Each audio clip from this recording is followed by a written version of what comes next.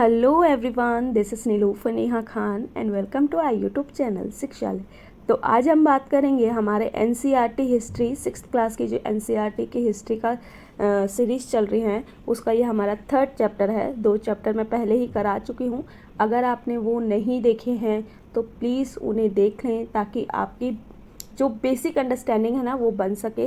क्योंकि जो first chapter है उसमें हमने पूरा पाषाण काल के बारे में पढ़ा, सेकंड चैप्टर में हमने मध्य पाषाण काल के बारे में पढ़ा, और थर्ड चैप्टर में अब जो हमारे चैप्टर का क्या नाम है, भोजन संग्रह से उत्पादन तक।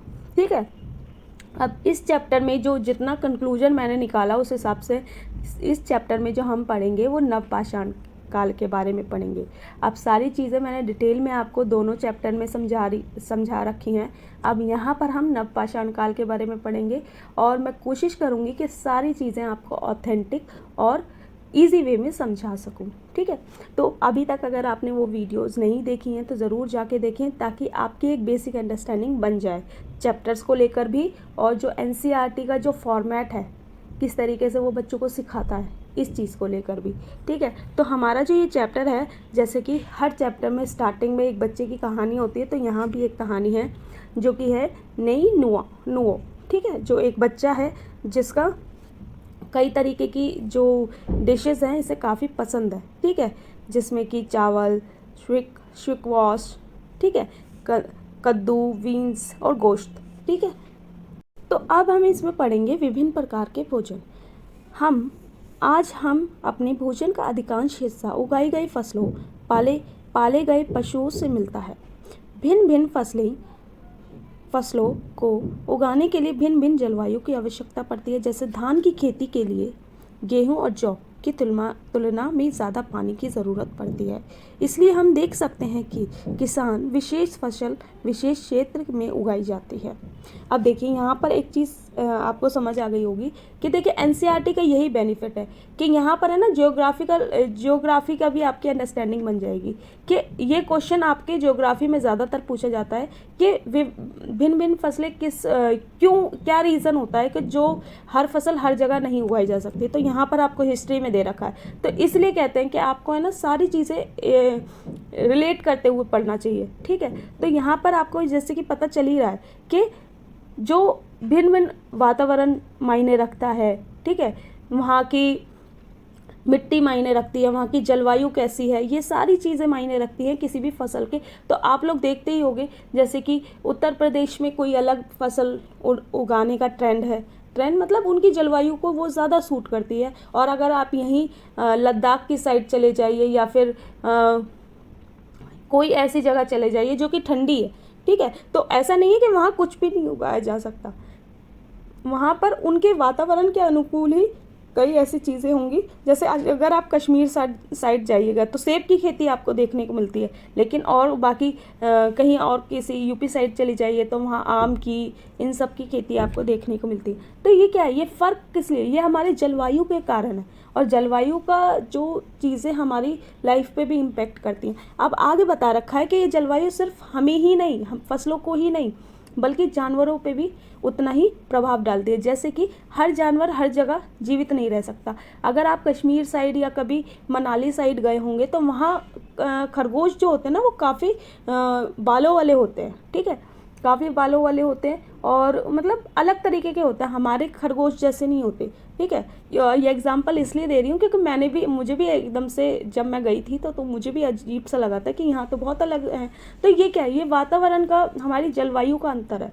ठीक है, वहाँ पर जैसे जानवर जीवित रह सकते हैं वो वहीं रह सकते हैं, वो यहाँ जीवित रह भी नहीं सकते। तो ऐसा हुआ कि मैं वो वाले खरगोश यहाँ लेके आई, लेकिन वो यहाँ सरवाइव नहीं कर पाए। ठीक है, क्योंकि उन्हें ठंडे प्रदेश की आदत थी, ठंडे वातावरण में रहने की आदत थी, और हम लोग इतने ठंडे में रह नहीं सकते। ठीक है, तो यही चीज़ें हैं, तो ये चीज़ें इंसानों को भी इम्पेक्ट करती हैं। आप देखिए पूरा लिखा है ना कि कई पहाड़ी मवेशी जो होते हैं वो गर्म जलवायु, जैसे कि आप दिल्ली आ जाइए, ये जो बीच के सेंटर में जो जगहें पड़ती हैं दिल्ली, मतलब जहाँ गर्मी ज़्यादा होती है, तो वहाँ देखिए वहाँ पर जो पहाड़ी इंसान भी नहीं रह पाते। ठीक है, अब खेती और पशुपालन की शुरुआत। अब खेती और पशुपालन की शुरुआत कब से मानी जाती है? मैंने आपको सेकंड चैप्टर में ये बताया था कि जो हमारा पशुपालन की शुरुआत से ही हम नवपाषाण काल को मान लेते हैं, और नवपाषाण काल का जो शुरुआत मानी जाती है वो आपकी 12,000 ईसा पूर्व से मानी जाती है। तो यहाँ पर पशुपालन की शुरुआत देखिए इसमें भी यही दे रखा है। अध्याय 2 में हमने पढ़ा कि दुनिया की जलवायु बदल रही थी, साथ ही लोग जिन वनस्पतियों और पशुओं का भोजन के रूप में इस्तेमाल करते थे वे भी बदल रहे थे। लोगों का ध्यान कुछ बातों की ओर गया, जैसे खाने योग्य वनस्पतियाँ कहाँ कहाँ मिल सकती हैं, बीज कैसे अपने डंठल से टूट कर गिरते हैं, गिरे बीजों का अंकुरण और उनसे पौधों का निकलना आदि। इस तरह उन्होंने पौधों की देखभाल करनी शुरू कर दी होगी। चिड़िया और जानवरों से पौधे की सुरक्षा की होगी ताकि वे ठीक ढंग से बढ़ सकें और उनके बीज पक सकें। इस प्रकार धीरे धीरे वो कृषक बन गए। अब देखिए कृषि की क्या कहानी है कि लोगों ने पहले जो चीज़ें थी उन्हें इकट्ठा करना शुरू किया, उनकी देखभाल करनी शुरू करी और ये समझना शुरू करा कि कौन सा फल किस टाइम पे पकता है और कौन से जानवर इस वातावरण में सर्वाइव कर सकते हैं। तो यहाँ से वो लोग कृषक बन गए। ठीक है, जानवरों से उन्हें बचाने की कोशिश करी, कई प्रकार से उन लोगों को सेव करने की कोशिश करी। ठीक है, इस तरह लोगों ने अपने घरों के आसपास चारा रखकर जानवरों को आकर्षित कर उन्हें पालतू बनाया होगा। आप देखिए अभी कृषि का पता चला, अब यहाँ पर पशुपालन का बता रहे हैं कि लोग पशुपालक कैसे बने। ठीक है, तो लोगों ने क्या करा, जो जानवर उन्हें आकर्षित कर रहे थे, जो उनके लिए यूज़फुल थे, तो उन्होंने क्या करा कि उन्हें आकर्षित करने की कोशिश करी और अपने घरों के बाहर खाना रखना शुरू करा। और सबसे पहला जानवर जो पालतू बनाया गया था वो था कुत्ते का जंगली पूर्वज। ये आप देख ही रहे होंगे, ये वाला। ठीक है, तो कुत्ते का जंगली पूर्वज। ठीक है, तो धीरे धीरे लोगों ने भेड़, बकरी, गाय और सूअर जैसे जानवरों को अपने घरों के नज़दीक आने को उत्साहित करने लगे। ऐसे जानवर झुंड में रहते थे और ज़्यादातर घास खाते थे। अक्सर लोग अन्य जंगली जानवरों के आक्रमण से इनकी सुरक्षा किया करते थे और इस तरह धीरे धीरे वह पशुपालक बन गए। अब देखिए यहाँ पर ये बात आ गई सामने कि पशुपालक कैसे बने। तो पशुपालक कैसे बने कि लोगों ने जानवरों को, जो जानवर उन्हें लग रहा था कि उनके लिए यूज़फुल रहेंगे, और जानवर यूज़फुल क्यों थे, देखिए जैसे गाय है, गाय क्या दूध भी दिया करती थी। ठीक है, और खेती के लिए भी काम आया करती थी। तो यही सारी चीज़ें उनके कामों को आसान कर दिया गया था, है ना। तो ये सारी चीज़ें लोगों को आकर्षित कर रही थी कि किसी न किसी प्रकार से जब बसने की प्रक्रिया शुरू हुई, उन्हीं लोगों ने क्या करा, जब वो पशुपालक कृषक बन गए और पशुपालक बन गए, तो उन लोगों ने ये सोचा कि हम एक ही जगह पे, आप देखिए यहाँ पर दे रखा ना कि बसने की प्रक्रिया। अब लोगों द्वारा पौधे उगाने और जानवरों की देखभाल करने को ही बसने की प्रक्रिया का नाम दिया गया। अब बसने की प्रक्रिया को क्या नाम दिया गया कि जानवरों की देखभाल और आपके पौधे उगाने, क्योंकि कोई भी एक पौधा जब उगाया जाता था तब वो एक ही काफ़ी समय लगता था। ठीक है, और जानवर भी एक ही अनुकूल वातावरण में रहना पसंद करते थे, क्योंकि अगर उनका स्थान बदल दिया जाए, जैसे मैंने आपको एग्जांपल दिया था मनाली वाले खरगोश का, ठीक है, तो वो लोग भी सर्वाइव नहीं कर पाते थे। तो लोगों ने क्या सोचा कि हमें एक ही जगह पे स्टे कर रहना चाहिए। और दूसरी रीज़न ये भी था कि जलवायु परिवर्तन हुआ था। ठीक है, एकदम से बदलाव आए थे हमारे आसपास, तो लोगों ने ये नदियों के पास रहना शुरू किया, तो वहाँ पर सारी चीज़ें उनके लिए बहुत ज़्यादा इम्पॉर्टेंट हो चुकी थी और हर जगह जाने का अब उनके पास सोर्सेस नहीं थे। क्यों? क्योंकि उनके जब सारी चीज़ें एक ही जगह पूरी हो जाएंगी, उन्हें खाने को मिल जाएगा, उन्हें रहने के लिए, उन्हें पीने के लिए सब कुछ मिल रहा था, तो उनके लिए सारी अनुकूल परिस्थितियाँ यही हो चुकी थी कि वो एक कृषक और पशुपालक के रूप में अपना जीवन व्यतीत कर सकें। ठीक है, पौधे तथा जानवर अक्सर जंगली पौधे तथा जानवरों से भिन्न होते हैं।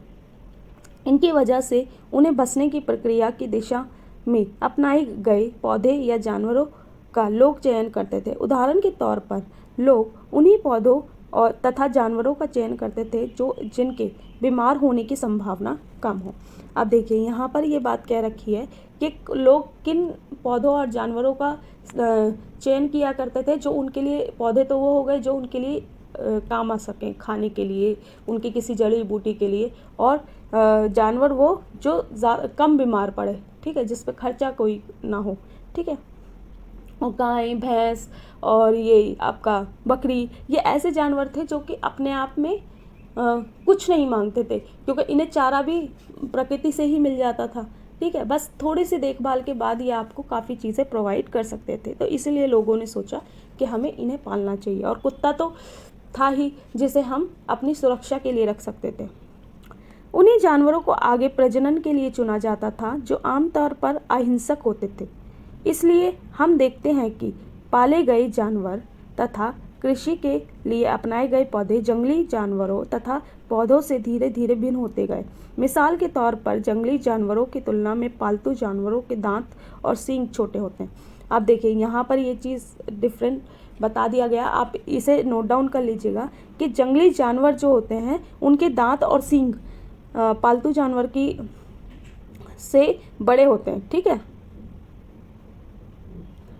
पालतू जानवर के जो होते हैं वो छोटे होते हैं और जंगली जानवर के बड़े होते हैं। अब यहाँ पर एक ये दे रखा है, तो इसमें आपने देख ही रहे होंगे। अच्छा, आप बताइए कि इसमें जंगली जानवर कौन सा है का दांत है और कौन सा पालतू जानवर का दांत है। तो ऑब्वियसली आप बात आपको पता चल रहा होगा, ये जो छोटा वाला है ये आपका पालतू जानवर का होगा। बसने की प्रक्रिया पूरी दुनिया में धीरे धीरे चल रही थी। करीब 12,000 साल पहले शुरू हुई। वास्तव में आज हम जो भोजन करते हैं वह इसी बसने की प्रक्रिया की वजह से है। कृषि के लिए अपनाई गई सबसे प्राचीन फसलों में गेहूँ, जौ आते हैं। अब मैंने आपको ये चीज़ बताई थी, गेहूँ और जौ की सबसे पहले जो खेती हुई थी वो फर्स्ट चैप्टर में मैंने आपको बताया था। आप मुझे कमेंट बॉक्स में कमेंट करके बताएंगे कि आपने ये कहाँ हुई थी, ठीक है। तो आई होप सो आप लोगों ने देख ही लिया होगा कि गेहूँ और जौ की खेती कहाँ हुई थी, किरथार और सुलेमान की पहाड़ियों के तरफ, ठीक है। इसी तरह सबसे पहले पालतू बनाए गए जानवरों में कुत्ता, भेड़, बकरी आते हैं। तो सबसे पहले ये सीटेट में आपसे पूछा गया था कि सबसे पहले जो जानवर पालतू जानवर किसे बनाया गया, तो वो था आपका कुत्ता, ठीक है। नवीन जीवन शैली, ठीक है। अब इसमें हम अगर बात करें तो देखिए, तुमने किसी पौधे के बीज को बो कर देखो, तुम पाओगी कि इसे विकसित होने के लिए कुछ वक्त लगता है। इसमें कुछ दिन, कुछ महीने या फिर साल तक लग सकता है। इसलिए जब लोगों ने पौधे उगाने लगे तो उनकी देखभाल के लिए उन्हें एक ही जगह पर लंबे समय तक रहना पड़ा।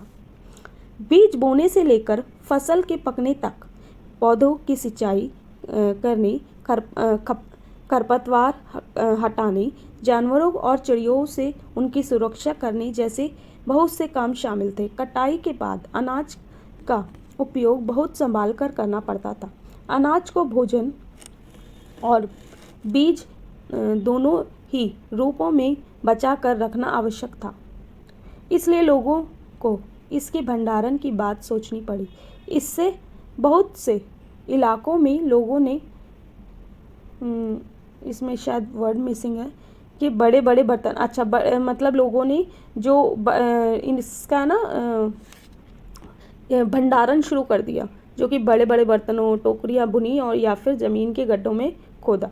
तो अब इसमें ये क्वेश्चन पूछ रहा है, क्या तुम्हें लगता है कि शिकारी या भोजन संग्रह करने वाले बर्तन बनाते और उनका प्रयोग करते थे? आपने अपने जवाब का कारण बताइए। अब आप इस चीज़ को बताइएगा कि मैंने फर्स्ट चैप्टर में भी आपको बहुत अच्छे से चीज़ें समझाएंगे, सेकंड में भी समझाएंगे। अब आप मुझे यहाँ कमेंट बॉक्स में कमेंट कीजिएगा कि आपको क्या लगता है, अपने आंसर्स इसमें कमेंट बॉक्स में कमेंट कीजिएगा।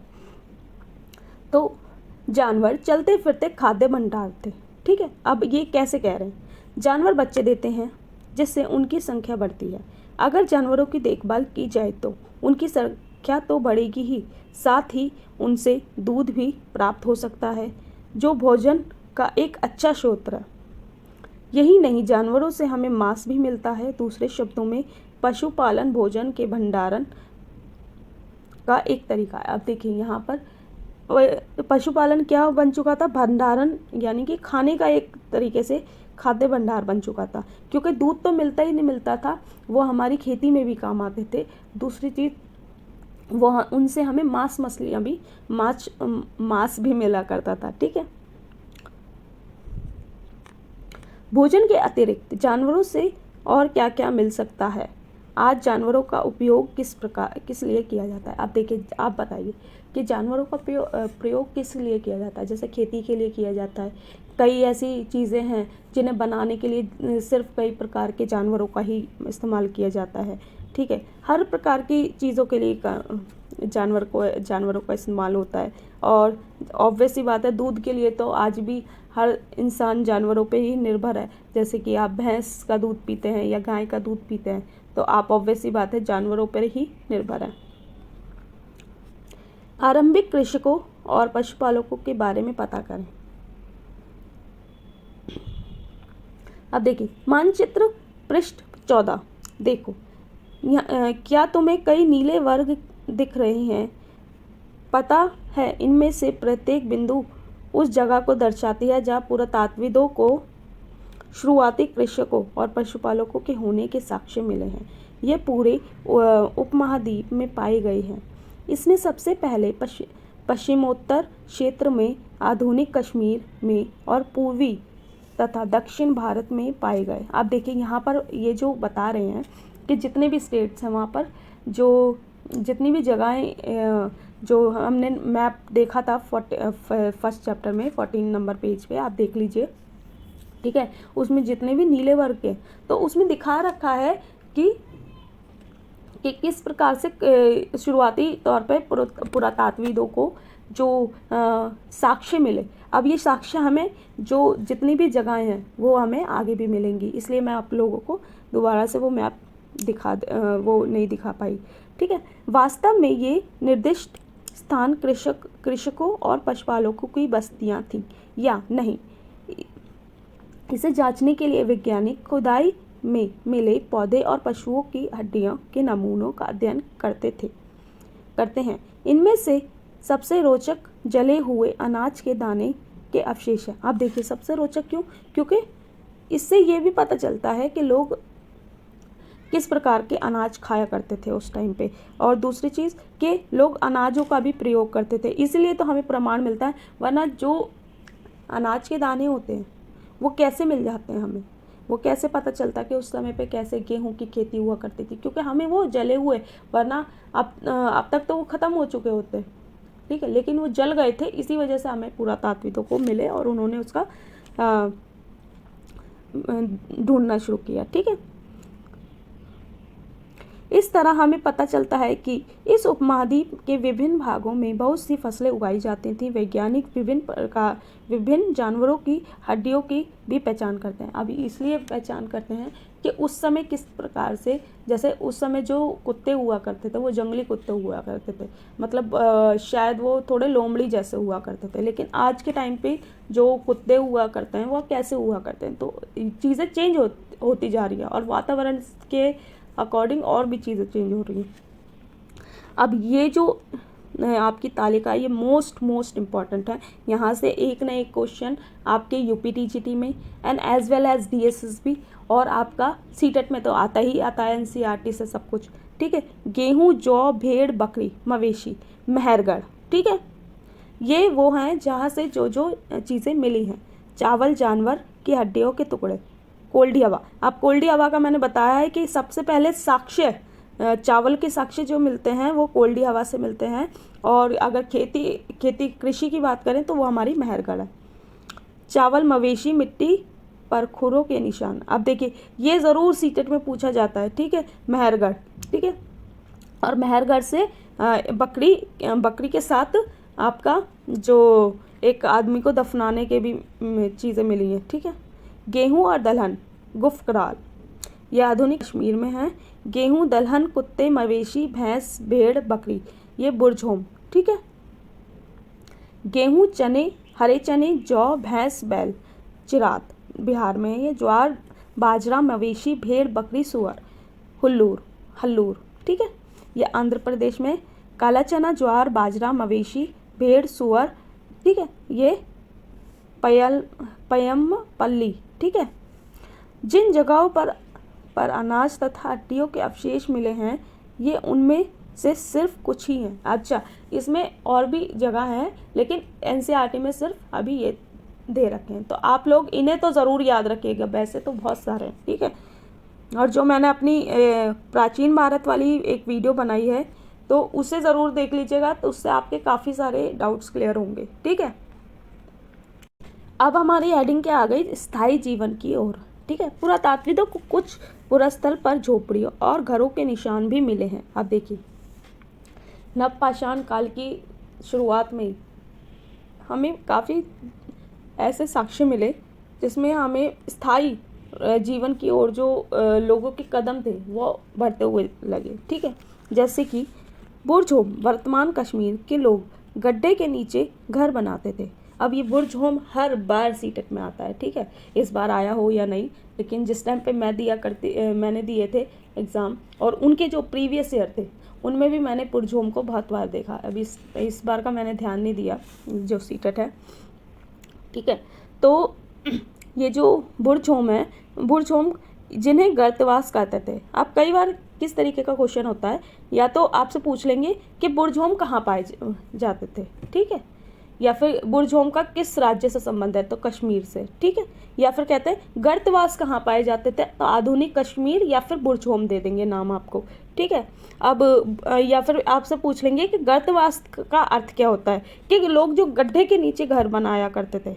जब मेरे टाइम पे जो क्वेश्चन आया था वो गर्तवास का अर्थ पूछा गया था, लेकिन जो मैंने प्रीवियस ईयर देखे थे तो उनमें जो बुरझोम का है ना, इस तरीके से पूछा गया था कि बुरझोम किस राज्य से संबंधित है। तो ठीक है। ये चीज़ बहुत सारी जगह से पत्थर के औजार भी मिले हैं। इनमें से कई ऐसे हैं जो पूरा पाषाण युगीन उपकरण से भिन्न हैं, इसलिए इन्हें नवपाषाण युग का माना गया है।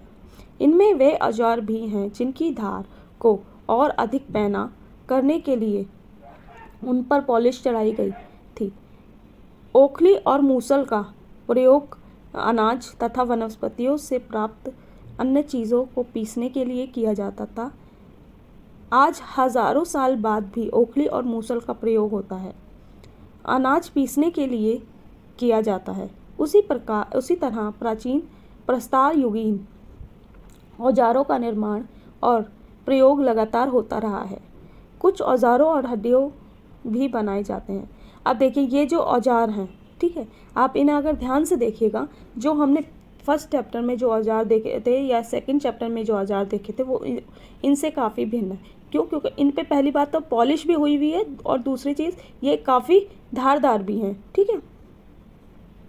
नवपाषाण युग के पुरास्थल से कई प्रकार के मिट्टी के बर्तन मिले हैं।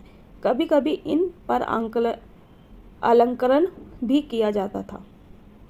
बर्तनों का उपयोग चीज़ों को रखने के लिए किया जाता था। धीरे धीरे लोग बर्तन का प्रयोग खाना बनाने के लिए भी करने लगे। चावल, गेहूं तथा दलहन जैसे अनाज अब आहार का महत्वपूर्ण हिस्सा बन चुके थे। इसके साथ साथ अब लोग कपड़े भी बुनने लगे। इसके लिए कपास जैसे आवश्यक पौधे उगाए जा सकते थे। क्या ये परिवर्तन हर जगह एक ही साथ आए थे? ऐसी बात नहीं है। एक तरफ जहाँ कई जगह पर स्त्री पुरुष शिकार और भोजन संग्रह करने का काम किया करते थे, वहीं दूसरी ओर लोगों ने हजारों साल के दरमियान धीरे धीरे खेती और पशुपालन को अपना लिया था। बहुत जगह लोग मौसम के मुताबिक बदल कर अपनी जीविका चलाया करते थे। अब देखिए, यहाँ पर जो बता रहे हैं, मैंने आपको सेकंड चैप्टर में भी ये बात बताई थी कि जो हमारे जो चीज़ें बदलाव आ रहे थे वो हर जगह एक जैसे नहीं थे। जैसे कि कई जगह अभी भी लोग जो खाना है ना इकट्ठा संग्रह करके करते थे, आखेटक थे, लेकिन कई जगह ऐसे लोग थे जो कि कृषि तक पहुंच चुके थे। तो ये जो अंतर था ये हर जगह अलग अलग था, और यही कारण है कि नवपाषाण काल और जो मध्य पाषाण काल की जो डेट है या फिर कह लीजिए टाइम पीरियड है उसमें कॉन्फ्लिक्ट होता है। इसलिए एनसीईआरटी में तो आपका 2000 से दे रखा है, 12,000 दे रखा है, लेकिन अगर आप थोड़ी स्टैंडर्ड बुक्स पढ़ेंगे ना तो आपको कई जगह 4,000 से 6,000 से 4,000 नवपाषाण काल का माना जाता है।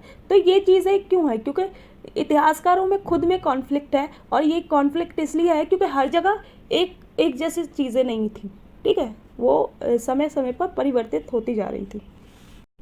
अन्य रीति रिवाज। पुरातात्विद बहुत स्पष्ट रूप से इस बारे में कुछ नहीं कह सकते। विद्वानों ने ऐसे किसानों का अध्ययन किया है, इनमें प्रायः कृषक और पशुपालक समूह में रहते थे, जिन्हें जनजाति कहते थे। विद्वानों ने पाया है कि ये लोग कुछ ऐसे रीति रिवाजों को मानते हैं जो संभवतः पहले से ही प्रचलित रहे हैं। अब देखिए जनजाति क्या है। प्रायः जनजाति के लोग छोटी छोटी बस्तियों में रहा करते थे। ज़्यादातर परिवार एक दूसरे से संबंधित होते हैं और इस तरह के परिवारों के समूह मिलकर जनजाति का निर्माण करते हैं। अब देखिए आपको इतना तो समझ आ गया हुआ है। अब इसमें ये बता रहे हैं कि कैसे कैसे ये लोग रहते थे। जनजाति के सदस्य शिकार, भोजन संग्रह, खेती, पशुपालन और मछली पकड़ने जैसे पेशे अपनाते। अक्सर महिलाएं खेती का सारा काम करती। इनमें ज़मीन तैयार कर बीज बोने, पौधे की देखभाल करने से लेकर फसल काटने तक का काम भी शामिल है। बच्चे पौधे की देखभाल करते हैं और चिड़ियों और जानवरों को दूर भगाते हैं ताकि वे पौधे और फसल को नुकसान ना पहुंचा सकें। महिलाएं फसल दाबकर अनाज कूटती पीसती हैं। पुरुष आमतौर पर पशुओं के बड़े बड़े झुंडों को चराते, जबकि छोटे बच्चे छोटे झुंडों को चराते। ठीक है। यहाँ जानवरों की सफाई तथा दूध निकालने का काम भी स्त्री पुरुष दोनों मिलकर किया करते थे। उसी तरह दोनों मिलकर बर्तन बनाना, टोकरियाँ बुनना, औजार और झोपड़ियाँ बनाने का काम भी साथ साथ करते थे। गाना, नाच और घरों की सजावट भी उनकी ज़िंदगी का एक अहम हिस्सा था। तो यहाँ पर ये चीज़ बता रहे हैं कि देखिए आप इस चीज़ से ये पता चल सकते हैं कि पहले के समय में जो डिस्क्रिमिनेशन था वो इतना नहीं था जो कि अब बढ़ चुका है। ठीक है। पहले औरतों को हर चीज़ में मतलब सम्मान दिया जाता था, लेकिन वो बढ़ते चीज़ें अलग हो गई। कुछ व्यक्तियों के नेता मान लिया जाता था। वे अनुभवी वृद्ध व्यक्ति, नौजवान योद्धा या फिर पुरोहित हो सकते थे। वयस्क महिलाओं को भी उनके ज्ञान और तथा अनुभव के लिए विशिष्ट सम्मान दिया जाता था। अब मैंने जैसे कि अभी आपको बताया कि लोग डिस्क्रिमिनेशन नहीं था उस समय हैं, तो इसलिए ना सिर्फ आदमियों को बल्कि औरतों को भी कई प्रकार के सम्मान से दिए जाते थे उस समय। जनजातियों की सांस्कृतिक परंपराएं बहुत समृद्ध तथा विशिष्ट होती हैं। इनमें उनकी भाषाएं, संगीत, कहानियाँ तथा चित्रकारी भी शामिल है। उनके अपने देवी देवता होते हैं। जमीन, जंगल, घास के मैदान तथा पानी पूरे कुनबे की संपत्ति मानी जाती है, जिनका उपयोग सभी एक साथ करते हैं। इनमें गरीब और अमीर के बीच कोई खास अंतर नहीं होता, इसलिए जनजातीय समाज अन्य समाज से भिन्न होते हैं। इन अन्य समाज के बारे में तुम आगे पढ़ोगे। अब देखिए आगे हम इन सब चीज़ों के बारे में पढ़ेंगे। सूक्ष्म निरीक्षण, मेहरगढ़ में जीवन मृत्यु। ठीक है। अब मेहरगढ़ के बारे में मैंने आपको बताया था कि इसमें सबसे ज़्यादा जो क्वेश्चन पूछा जाता है वो ये पूछा जाता है कि वो ऐसे साक्ष्य बताइए जहाँ से, या फिर ऐसे इस तरीके का क्वेश्चन आता है कि आदमी के साथ बकरी को दफनाने के साक्ष्य हमें कहाँ से मिलते हैं, तो मेहरगढ़ से मिलते हैं। ठीक है, और सर्वप्रथम कृषि के प्रमाण कहाँ मिलते हैं, वो भी मेहरगढ़ से मिलते हैं। दूसरी मेहरगढ़ की लोकेशन के बारे में पूछ लेंगे। यह ईरान जाने वाले सबसे महत्वपूर्ण रास्ते बेलन दर्रे के पास एक हरा भरा समतल स्थल है। मेहरगढ़ संभवतः वह स्थान है जहां स्त्री पुरुष ने इस इलाके में सबसे पहले गेहूं उगाना और फिर बकरी पालना शुरू किया। यहाँ खुदाई में सबसे पहले के स्तरों से पुरातात्विदों को विभिन्न प्रकार के जानवरों की हड्डियाँ मिली हैं। इनमें हिरन तथा सुअर जैसे जंगली जानवरों की हड्डियाँ भी शामिल हैं। उसके बाद के स्तरों से भेड़ बकरी की हड्डियाँ ज़्यादा मिली हैं। उसके ऊपर ज़्यादा मवेशियों की ही हड्डियाँ मिली हैं। इससे ऐसा लगता है कि लोग मवेशियों को पालने लगे थे। मेहरगढ़ के इलाके में के अलावा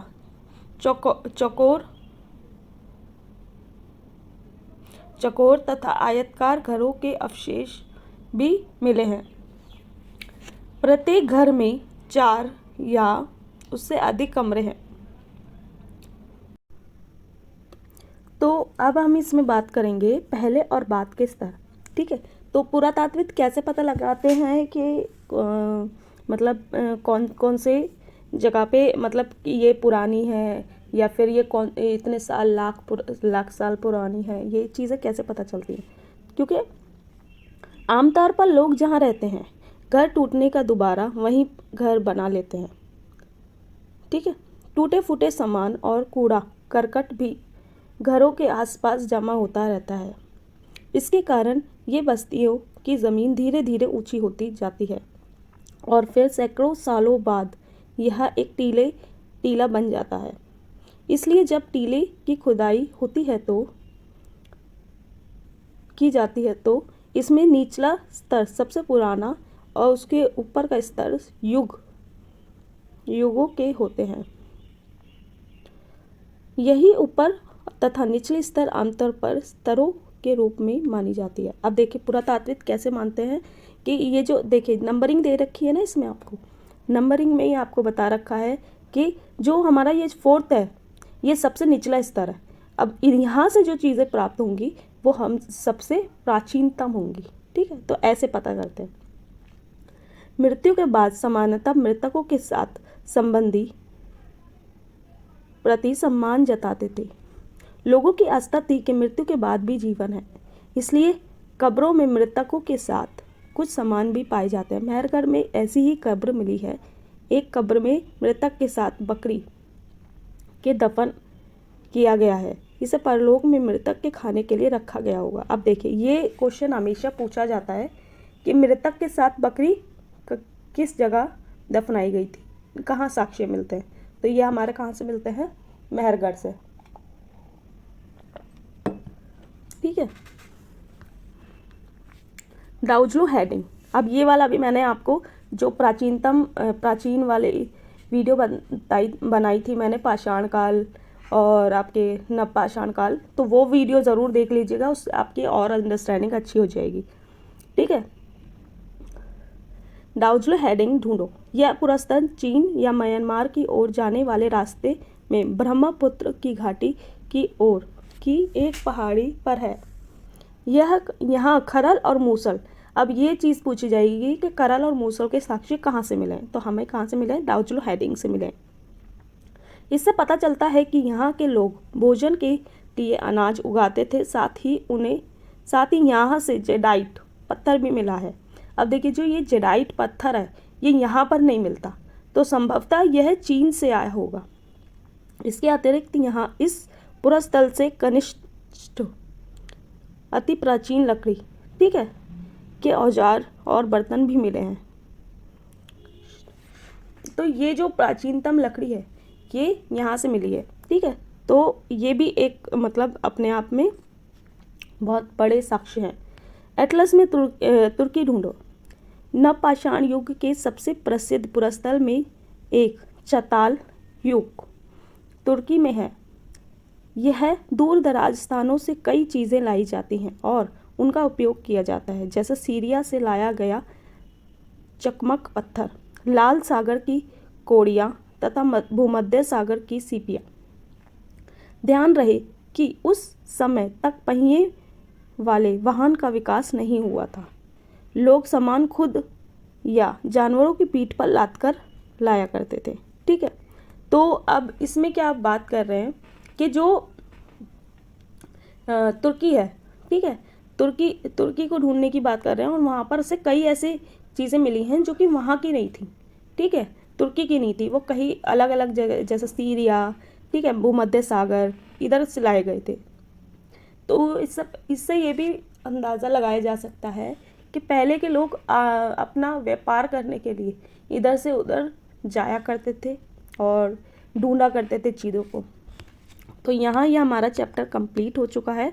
और बसने की प्रक्रिया का आरंभ कब से माना जाता है? 12,000 साल पहले। ठीक है, मेहरगढ़ की बस्ती का आरंभ कब से हुआ? 8,000 साल पहले।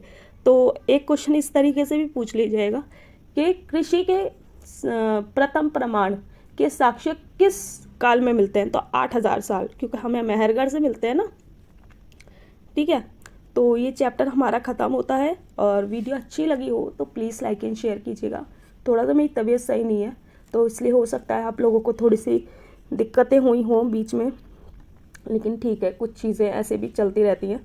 ठीक है, तो मैं कोशिश करती हूँ आपको सारी ऑथेंटिक चीज़ें प्रोवाइड करने की।